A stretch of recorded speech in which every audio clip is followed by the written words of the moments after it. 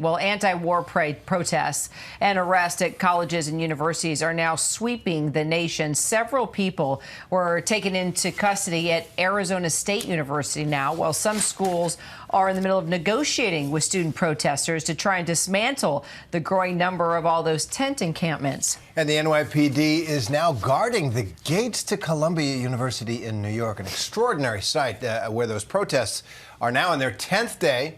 Discussions with protesters are ongoing. In North Carolina, protesters from schools across that state formed encampments at the UNC Chapel Hill, Duke University as well. Their students say they hope joining together will amplify their message. We want to make sure that this isn't just a here's a school encampment type situation. This is about more than just our schools, more than just the triangle. It's about the schools that we've lost in Gaza, the students and scholars that we've lost, the mothers, children, fathers, family that we've lost. So by banding together, we're hoping that our voice can be amplified and that we can get the message out, have people keep their eyes on Palestine, keep their eyes on Gaza, and we can all fight for a change that way. So let's bring in the editor-in-chief and president of Columbia's student newspaper, the Columbia Spectator, Isabella Ramirez. Isabella, glad to have you with us. You know, these protests are now forcing classes to be online. Jewish students say that they don't feel safe. There's calls for your president to resign. So what exactly do you think these protests are achieving? Right. So, I mean, the protesters have made it very clear from the beginning that their ultimate goal from this is they will not leave the encampment until there is divestment on behalf of the university from companies with connections to Israel. Now, we know sort of how these negotiations are progressing. There's been some stalls, there's been some continuations, extensions. And so, you know, there is some lack of clarity in terms of where we go from here. Recently, the most recent campus update that we received from the Office of the President was that there has been some progress with those negotiations, but there was a very clear line that said, we have our demands and they have theirs. So there's still this understanding that what the university sort of wants out of the situation, which is, of course, they want to be able to clear the encampment. They want to be able to not, have this disruption to student life, to academic life, to now what's coming up on finals week and eventually graduation and commencement. But the students also have their demands as to what their parameters for wanting to leave this space is.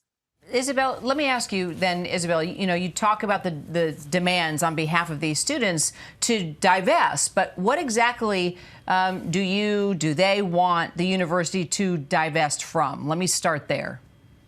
Sure. So there have been some specific target companies that the protesters have cited, specifically those on the boycott, divestment, sanctions list, particularly the investments that they point to. There's actually something interesting here, too, because they're demanding both divestment, but also financial transparency. They've made several posts and also several announcements about the fact that even what they have access to see right from 990s from the university are only a sliver of the potential investments that the university have. A lot of them have pointed to investments in BlackRock and have pointed to investments in companies with other sort of ties. And so there's sort of there are different levels to the connection with which these companies have to Israel, but the main targets are those that are on the boycott, divestment, sanctions list, and those that they've identified to have some sort of connections to perhaps U.S. military operation or other sort of weapons manufacturing and other potential connections to U.S. involvement in Israel. Got it. And Isabella, we're really glad to have you. There's a huge story for your newspaper, the Columbia Spectator, and you cover the whole university, the whole student body. 8,000 undergrads, many thousands more at graduate school. So give me a sense of how the entire population, the whole community there is responding. What is it universally? Obviously not universally, nothing is. But is this a minority of students? Would you say? Do they or is it growing? How do you give me a sense of the scale of what's happening at Columbia, given the student population there? Well, it's very challenging in the sense that Columbia is very, very big, right? We're talking about a population of 30,000 students across graduate and undergraduate schools. We're a community of over 17 schools and also other affiliate schools, including Barnard. And so we're a very, very large community. And so it's really challenging to try to place it in that scale. But I think scale wise, of course, the disruption has been very significant. And that's sort of part of the message there.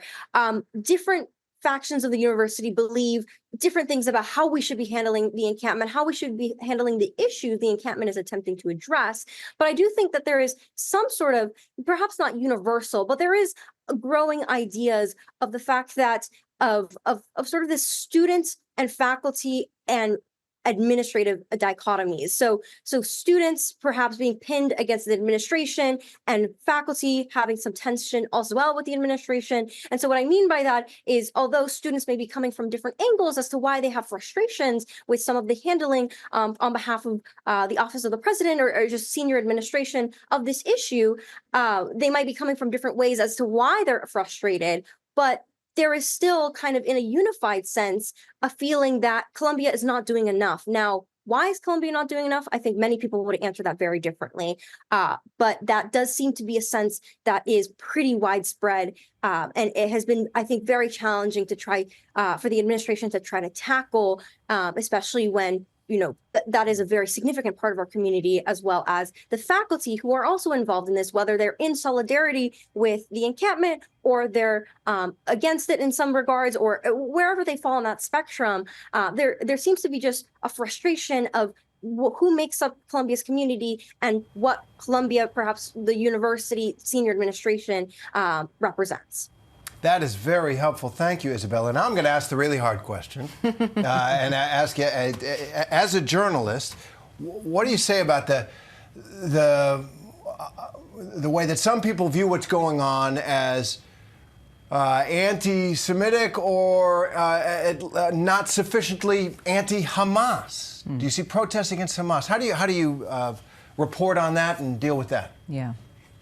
Yeah, it is incredibly challenging to navigate, especially considering our newsroom is, spanning 18 to 21-year-olds, about that age. And we're talking about young people trying to tackle these ginormous ideas. And so how we've really tried to do that is precision and accuracy in our language, identifying actors, really serving as what we've always said and described ourselves as, right, as a spectator, right, as a pillar of accountability for our community. So when we're referring to instances such as anti-Semitic incidents or other incidents of hate, we try to be very precise as to who are we speaking about. Are we speaking about outside protesters? Are we speaking about protesters that are in our campus?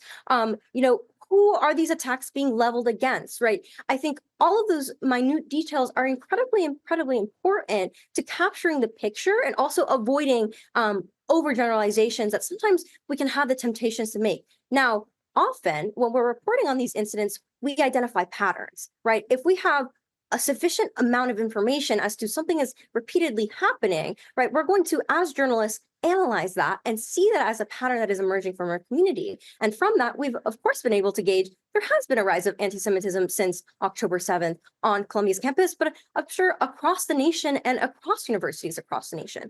There has also been a rise in other forms of hate, and there's also been a very complicated conversation about where does freedom of speech fall into all of this. So I think that what we really try to do as journalists, as student journalists, who, again, we report not only from a place of carrying national standards, but we're peer-to-peer, right? Well, who we're reporting on are the people we go to class with, people who are our professors, people we're very close to. And so our goal with all of that is to really hone in on who are the actors here, how can we be as precise as possible, and how can we practice integrity in this process.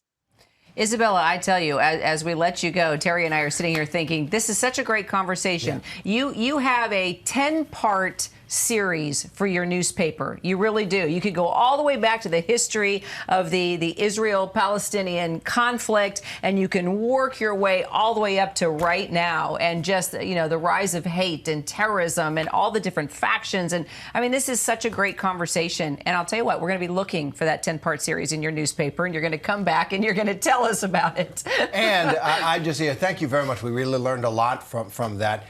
After you graduate, come look for a job at ABC. Exactly. We'll hire you. Thank you. Thank you. Isabella, thank you. Thanks very much. Thank you so much. Really appreciate it.